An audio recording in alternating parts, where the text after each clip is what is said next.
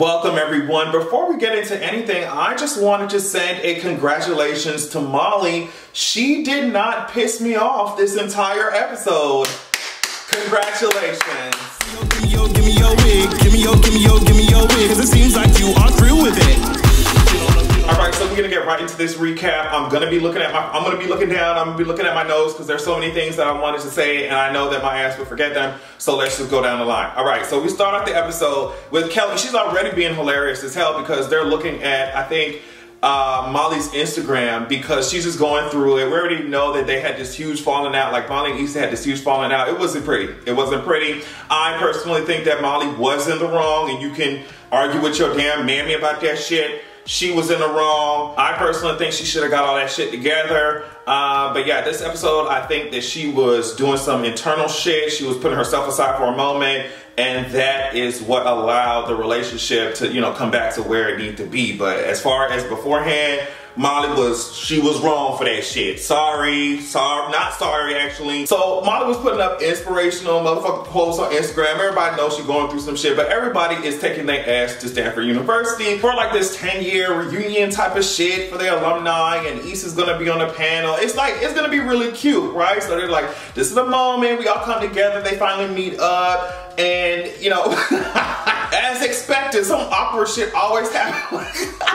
Molly and Issa trying to be cordial with each other, but they show up wearing like the same fucking jacket. It's just like really awkward. Kelli didn't get a name tag at the little, I guess when it's supposed to sign in and shit. Kelli didn't get a name tag. I didn't think anything of it, but when I rewatched the episode, I was like, okay, she's like, obviously, very obvious reason why she didn't get the name tag. So Issa, as usual, is doing some awkward shit where she can't even remember the name of her fucking company. she about to go on the panel. But it stands for Black Life, Opportunity, Culture, and Connection. Now, sis, if I got on the first try and it's not in my company, Issa, you need to get your shit together. You need to get your shit together. So yeah, they looking in this book, you know, just to see what's going on, what's the panels and all the shit, the program, you know what I mean? And then they turn the page and Kelli, they got this memorial page for Kelli. Kelli's like, okay, I'm still alive though. And they have these cute little quotes with, you know, Kelli was always, she was so much fun and blah, blah, blah, blah, blah. And then Issa was like, okay, I guess that's why they asked me to speak about you for a second.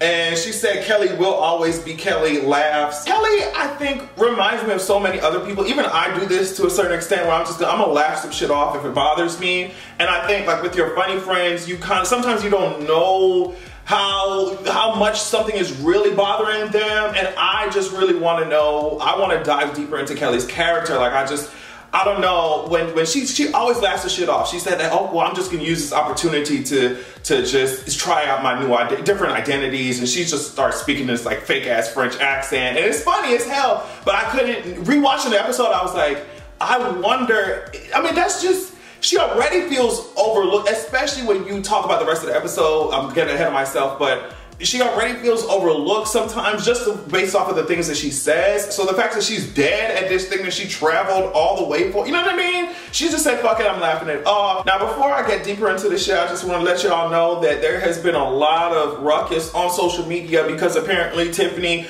you know, was wearing the AKA symbols or colors or whatever, symbols or shields or whatever the fuck. You know what I mean? And these people who measure their entire self-esteem and like self-worth off of they fucking whoever they pledged to, bitch, they was mad as fuck. Some people are mad as hell at Tiffany, a fucking fictional character, for wearing they AKA symbols and shit. They was mad as fuck. A fictional character, like, oh my gosh, I want y'all to get some self-esteem. Like, I really do. I understand we all got our issues and problems. I do as well, but goddamn.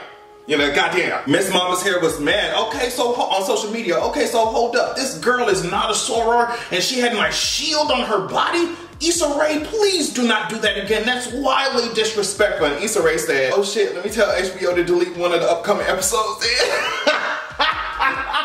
Get over it. So Molly and Kelli are talking off a little bit to the side, and Molly asked Kelli, like, you know, you and Tiff had problems before, like how long did it take for y'all to get back to normal? And Kelli says, oh God, we were fake back before we were back. And that, it's just, I feel like that's so relatable when you're trying to just navigate the field again. Like, okay, I know we didn't have some issues, like with another person, I know we didn't have some issues, you try not to piss them off, you trying to just be like, okay. Kelli said that she was fake laughing at all of Tiffany's trash ass jokes, that shit was hilarious.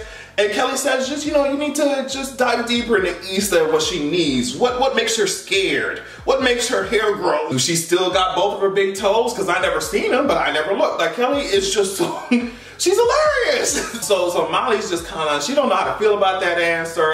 Just based off of how she, you know, responded to Kelli. Tiffany talking about, oh yeah, BB was so thirsty like a dried up prune, whack ass joke, and Tiffany started laughing. She was like, it is a lifelong journey. I will say that the dialogue in the show, we're not surprised, but it's just so well done.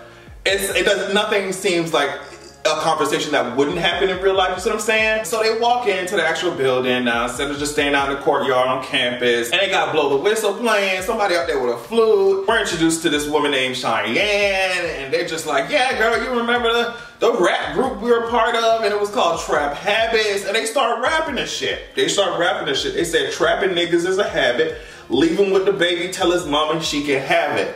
Drop that baby off. And I just, not only did that shit make me fucking cackle at the goddamn screen, but I thought it was so funny when you think about like Issa's situation with Lawrence. It's just, drop that baby off, drop that baby off. Now, it's no shade at all, but we should have definitely known that something was going to be awry, something was going to be just out of place. When Cheyenne told him that, hey, guess what? I snuck into this shit. I'm not paying for none of this shit. Whatever. We should have known. We should have known. We should have known. Molly's over here talking with the guys, and they have this moment with Omari. This nigga's fine as fuck. This nigga's fine as fuck. Okay. You talking like, as soon as Derek would randomly say that nigga was divorced, I'd be like, yo, I can't hear with my girls, but I don't know. Like, we get a hotel room. What's up? What's up? Like, I don't know. If I was Molly, I don't have to get married to this nigga. Like, if this nigga wanna fuck, let's go. Like, Omari's fine, bitch. Molly don't want you comfort here, bro. Like, what's up? Like, she was really tripping over this old fling. Like, oh yeah, they was joking. Like, yo, broke ass, they ain't have nothing to give me but a twin mattress and some dining hall dates and shit. He said he has a king bed now. That's what he said. I was like, yo, what's up? I'm trying to see it. You California king bed, bitch. You could call me Miss Fenty, bitch. I'm trying to see that. I'm trying to see it. Kelli was over here looking at all of the people who had apparently died, and they were just on the screen, and you know, in memorial type of shit, bitch. And they got to her face, and you could see, I don't like this thing with Death and Kelli that they had going on in that episode. I don't like this shit. I don't like shit, because you saw her face, she was like, yeah, like I'm really dead, like they have me up here. And what did they say? That she had the best stanky leg or some shit, and then the DJ dropped that shit, let's do this for Kelli. And then they started doing that shit. Kelli said, fuck, I'm gonna start doing that shit too, bitch. That shit was funny. What was also funny and interesting too was us cutting to Issa, and she was having like this mirror bitch moment. She always does, mirror bitch moment in the bathroom real quick, but it's the older version of herself. And it's cool to see, because I feel like some of the things that she was talking about, well, obviously the entire episode is so relatable when you're talking about like the goals and dreams and shit that you have, and the aspirations, and am I where I need to be? Am I where I should be? You know, but yeah, that moment I thought was really cool. And braces Issa and tells real life Issa to back the fuck up so she can see her abs. And she was like, damn, where did I go wrong?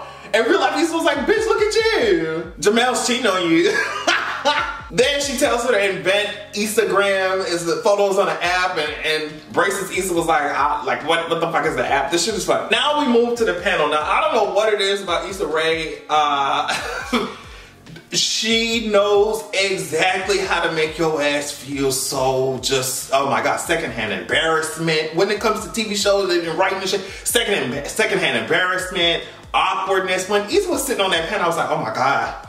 Oh my gosh, but I feel like, you know, so many people can relate to that shit. So they all on the panel, right? We had this one nigga quoting Biggie when he was talking about the difficulties of being his own boss, and the crowd was just eating that shit up. Eat that corny shit up. Eating that corny shit right the fuck on up. And then, I mean, Issa's asked, what's the biggest lesson you've learned on your journey to launch the Blow CC? And so they already butchered her company name, and I like that the fact that she's throughout the entire episode, they made it seem like she was just gonna get up there and forget her company's name or something like that, and that's it, because she's been having trouble with it throughout the entire first half of the episode. So I like how they made it seem like that was the only issue that she was gonna have, and it was gonna be super embarrassing, and that was it. But it went so much deeper than the company name. Even though she tried to save herself with this shit, it hit at her core. It wasn't just messing up a name. Like, the panel hit at her core and her core insecurities. But she ends up trying to answer the question, what's the biggest lesson you've learned? And she said, no, but I learned, this is what she said, no, but I learned to be authentic in merging your ideas with your passions. I have so much pride in my city, and that's what drives me. And it was a good answer.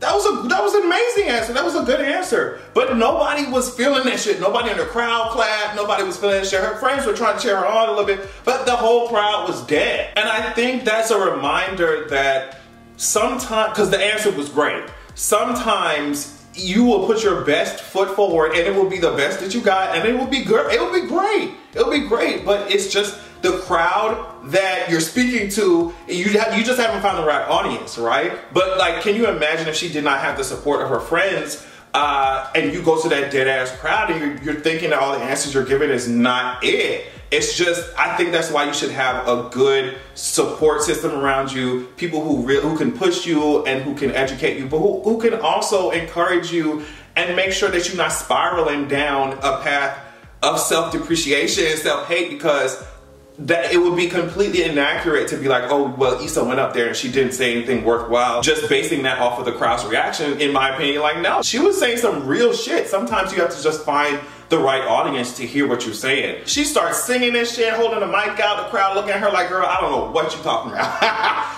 This shit was awkward. I was like, oh my gosh, Issa, shut up. Please, please stop singing. Please stop singing. Stop singing. But it was funny. It was cute. And I think the most important question that the moderator asked, especially in relation to, in general, but also in relation to the episode as a whole, is this one. When did you know that you were on the right path? And I think she gave the realest answer out of every single person on that panel. She said, I mean, everybody jumped at the chance to answer it like, oh yeah, when I got my first round of funding, oh yeah, when I quit my job, oh yeah, oh my gosh. If you're doing shit by yourself, or you're trying something new, or you're building something, it's hard to know if you're on the right path. It's hard. It's very hard. I feel like it's impossible sometimes. You just have to fucking go for it and adjust as you continue. Sometimes you try some shit and it works. Sometimes you try some shit and it fails. It's just like the only way that you can find out is if you go for it, you know? And that's what she said. She essentially said, like, I don't know if I'm gonna do all this work and wake up tomorrow and feel like I wasted my time, and that's time that I cannot get back. And that's a real, truthful, honest answer. I loved how the camera immediately went to Molly's face. And it's almost like she was like, oh damn, like that's some real shit. And Molly could obviously tell that Issa was feeling weird about that shit. And then the moderator didn't make it no better when he's up there talking about, oh yeah, well girl, I'm happy I have a 9 to 5. It was just really, it wasn't looking good for my sis. They meet up, Issa's just like, all right, that was okay, I'm learning, you know. And Molly was given the opportunity to split up and go hang with Tiffany and all them, but Molly was like, nah, I'm gonna chill with Issa, I'm gonna see what's going on. And it was like, okay. And this is the part where I was like, oh my God, here we go again. Here Molly go again, like, oh my God, bitch, here she go, bitch. The bitch, she just talking about herself. When I tell you I was about to be so mad at Molly, cause she's like, oh my God, I know Mari, and I just don't know what to do. Like, oh my God, it's divorce and wife, and then, oh my God, this is exactly what I should do with Andrew. And Andrew, I just need to stop overthinking. I think, oh my God, I was like, oh no, like we on season 5, and you ain't did no growing yet, man. You ain't did no growing yet, man. I was like, no, like your friend is clearly in distress. Like, I understand that you have things going on with yourself, but Miss Mama's like, your friend is in need of something. She just went up there and did her panel for her business. Like, it's like, are you really gonna talk about yourself this entire, like you're gonna tell Tiffany that she could go, you know, to the AKA shit out by herself, whatever. You're gonna chill with Issa, go out of your way to chill with Issa just so you can talk about yourself while she's up there like panicking on the panel? Nah! I was about to be so mad. But she ended up switching the conversation, and I was so happy when she did. Oh my God, I was so happy when she did that shit. Because you could even see that shit on Issa's face. She was like, oh my God, here we go. Here we go, here we go. But Molly said, I wish I could have been like you on that panel. You kept it real, for better or worse. And Issa was like, well, maybe I kept it too real, blah, blah, blah. And Molly said, nah, girl, it was inspiring. I should have been taking notes. And I was like, oh shit, okay. Like, I loved what they talk about as their conversation continues. They just talk about their freshman year and how they thought they had it all together. Issa thought that doing this panel would make her feel like she's somewhere, that she's doing something, that she's finally arrived. But doing it just reminded her of how much work she still has left to do and where she's not and what she doesn't measure up to, and it just made her feel even more insecure about the shit. And Molly tries to encourage her, like, no girl, you have your own company, like you're really doing it. But Issa's like, I'm in my 30s, starting a new career, like I'm still managing these dusty ass apartments. She talks about how everything is out of her control, and in that moment I was just like, wow, it's relatable. It's so relatable, especially like you growing from when you're younger, you be like, oh yeah, I have a vision for where my life is gonna be and it's definitely gonna look like this. All I have to do is keep working in this, and then you grow and you find out, oh well, I don't really wanna do this, or certain things don't work out the way that you envision, or then maybe you start comparing yourself to other people's lives. It just gets so messy. You start to self-doubt. It's a lot. Issa was like, even with Lyft, I don't have control over where the fuck I'm going. Like, and she just gets mad in the moment, and Molly's like, have you eaten yet? I was like, oh, that's perfect.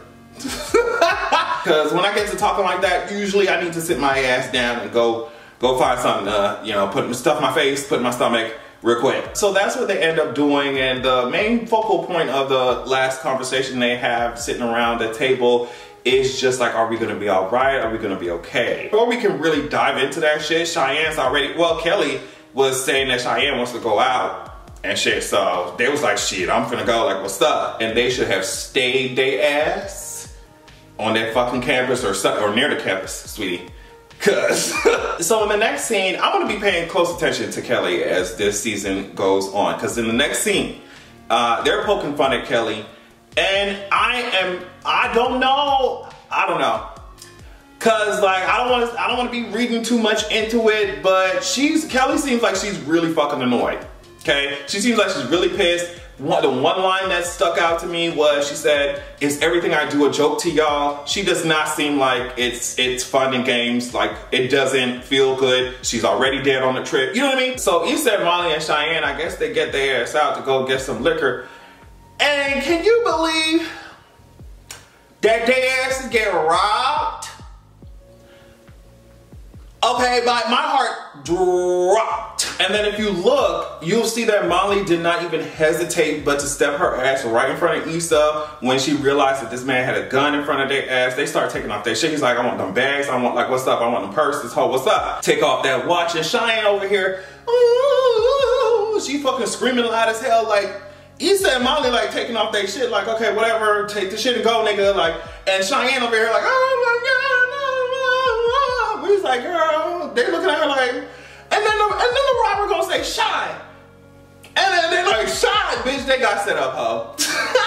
They got set the fuck up. And it's like, what are you gonna do? Get, like, bitch, Cheyenne say, yeah, Molly, come up off them shoes, come up off them shoes. And she came over, she's like, here, you want the shoes so bad? And then Issa's like, okay, here, you want my shoes too? Like, Cheyenne said, bitch, you can keep them old, ugly, dusty ass hoes. She said, I'm down bad, but I'm not down that bad, sweetie. You can keep them shit. Of course, they just got their asses robbed, so they're getting back in the car, barefoot as fuck, you know what I mean? Like, they ain't got no phone, no purse, no nothing. Sis, they hop back in this motherfucking car, and if you have to pay attention to what Kelli is saying. When they get in the car, Kelli said, when I die, I'm coming back to haunt everybody. And it's just like, okay, it's really on the nose with this death thing. Maybe because she's thinking about it because it's in the goddamn book or whatever, so it was on the screen and she ain't got no name tag, but I just don't like it. When I die, this is what she said, when I die, I'm coming back to haunt everyone. And Tiffany says, well, what did I do? And Kelli says, not enough. Like I said, I understand that Kelli could just be joking. I understand that she could just be playing it off. I understand she could be just talking shit.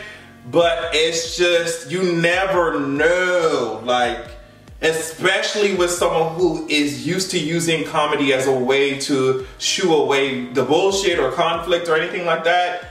I don't know. I would love to know what y'all think about Kelli. Like, what's going on with her? What are the showrunners trying to say? Like, what is the giving? What is the giving? What is the giving? Cause you, please, y'all, not one hair on Kelli's head y'all need to be touching at all. Stay away from my sis.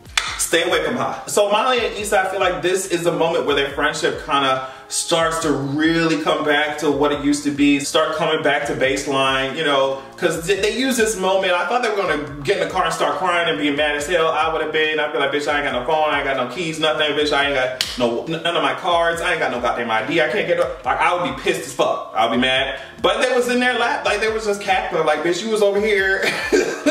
Say, take everything, take everything. She said, yo, horny and lonely ass. Like, it was fun. They was making fun of the fact that, you know, the robber ain't want Issa's shoes.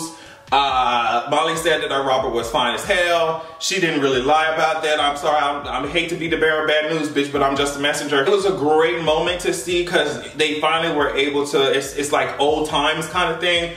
I just want, like, Molly's introspection to just be developed enough to keep this relationship growing, you know, because just because y'all made up real quick does not mean that old habits have died. So I really hope that we can continue on this path. So before they leave the restaurant, Molly learns that Omari's looking for her or just wondering about her. I guess she didn't have her phone or anything. Then they walk out, Molly and Issa, they get called ma'am. And it's kind of solidifying how they're growing and evolving, and it's just, that shit is scary, especially when you're just measuring yourself. You're measuring yourself against your past. You're trying to make sure that you launch yourself into the future that you envision for yourself. It just says a whole lot with just one interaction. That's what I love. Issa ends up telling Molly, just stop tripping over Omari. He was on you. Like, he was the one who was on you, and you just went with the flow. That's what I loved about you.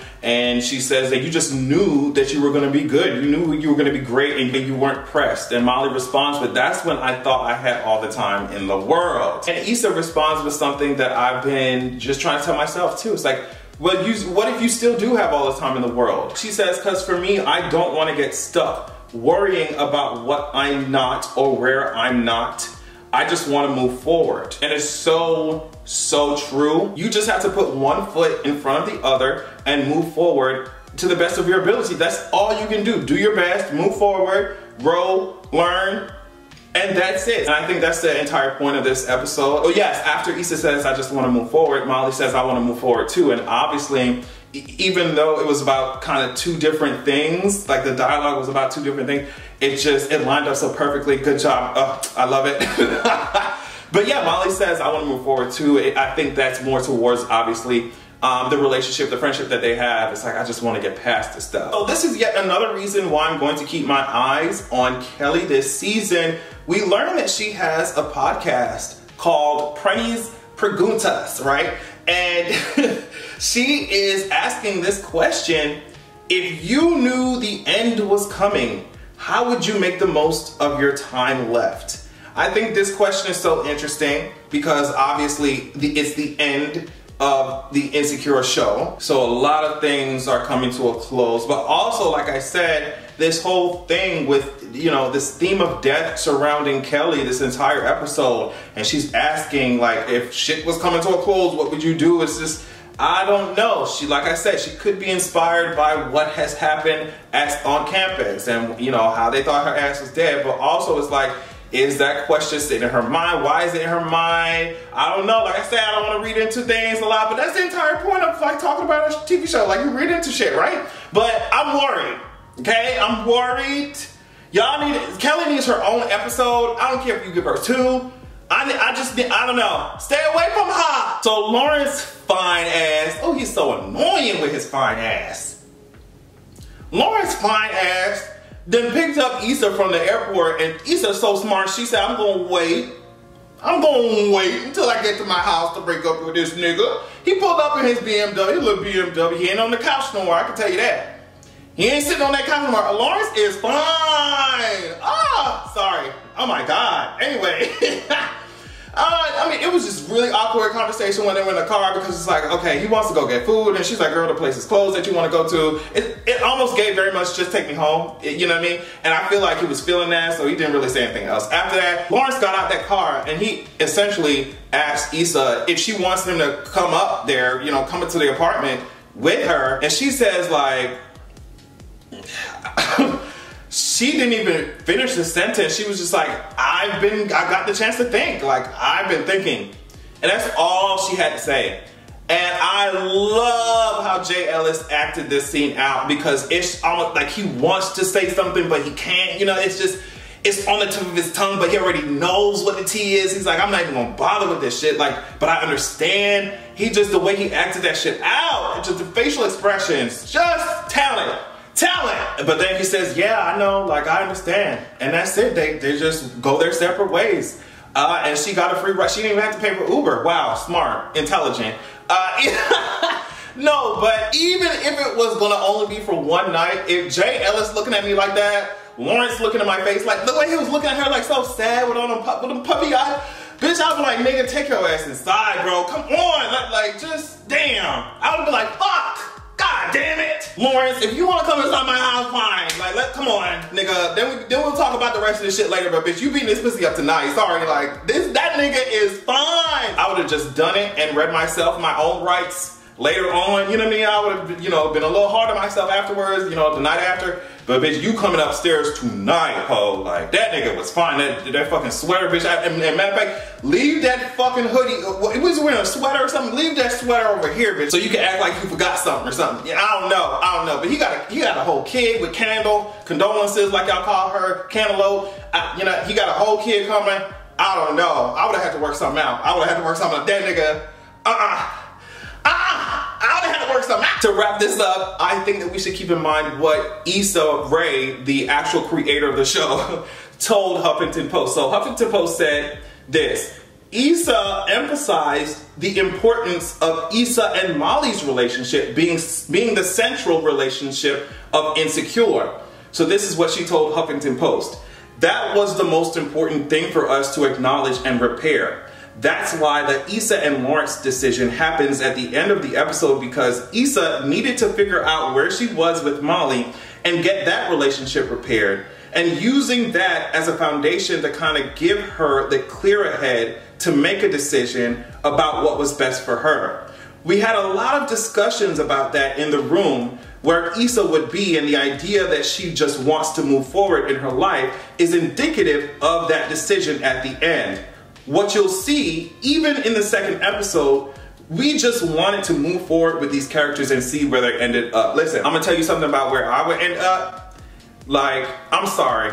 Sometimes your mind logically will make a decision like, I should not be with this nigga. I should not even talk to this. It would just be easier for my life if I just left that nigga behind and kept going. But sometimes your emotions are just like, bitch, that nigga, I'm sorry, he's so nice, he's sweet, he done, you know, evolved as a person. He seems more confident about himself, more secure, more stable, and he's fine. Shit, we gonna have to work something out. I ain't that kid mama. I ain't gonna be no stepmama like that. You know what I mean? That's y'all kid. Make sure y'all do what y'all do. But bitch, you bring your ass over here tonight. We gonna talk. When you talk, you have to use your tongue, right? Like, you stop playing with me. I think that Issa feels that this is the right decision. I feel like it makes a lot of sense, like I said, especially to make your life more simple. Just leave all that shit alone. And, you know, I think it makes it more simple. But just cause that shit, I think she ain't gonna stand by that decision. I'm sorry. Especially when you watch the trailer for the next episode, I don't think she's leaving that nigga alone. Sorry,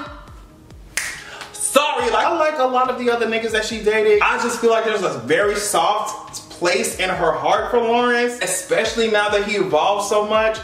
So I don't know if she'll be able to stand by her own decision. We'll see. Anyway, that was my recap. Hope y'all liked it. I think it was a great way to start the season out. Love y'all so much. Make sure you check me out on Patreon at patreon.com/AdrianExpression. And make sure that you also have a good goddamn evening.